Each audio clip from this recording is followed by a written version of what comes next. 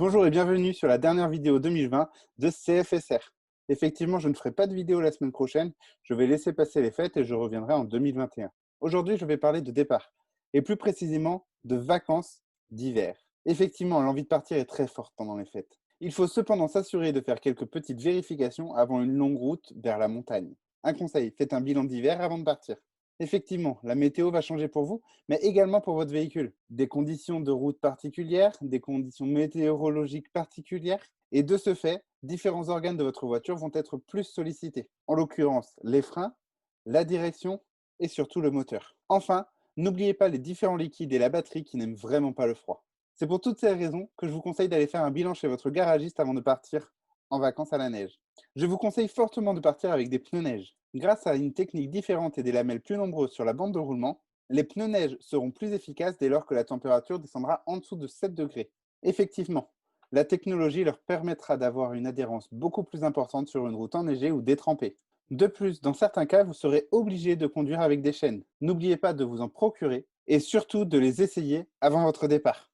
Ça vous permettra de vérifier que la taille est bonne et surtout de vous entraîner. Petite anecdote, la première fois que je suis parti à la neige, on a essayé les chaînes dans la neige. C'était vraiment pas pratique.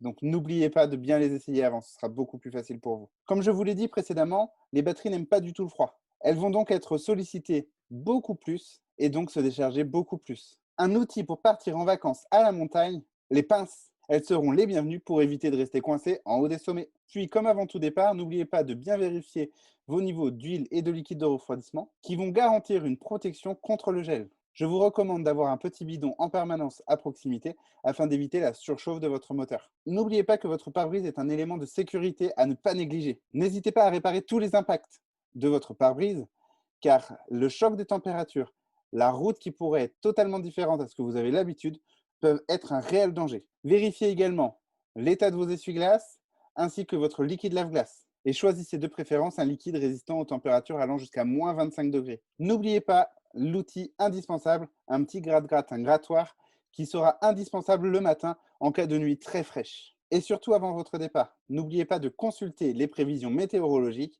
afin d'adapter votre conduite et vos trajets. La météo risque de modifier l'état de la route et donc vos conditions de conduite. Le fait de tout anticiper vous permettra de vous préparer au mieux à vos déplacements et surtout d'éviter le maximum les mauvaises surprises. Gardez à l'esprit qu'en fonction de la météo, vos distances de freinage peuvent être longuement rallongées et qu'une fatigue éventuelle pourra vous ralentir au niveau de vos réflexes. Gardez donc vos distances de sécurité et pensez à faire des pauses régulièrement afin d'éviter tout accident. Sur ce, je vous souhaite de bonnes fêtes, de bonnes routes et à l'année prochaine.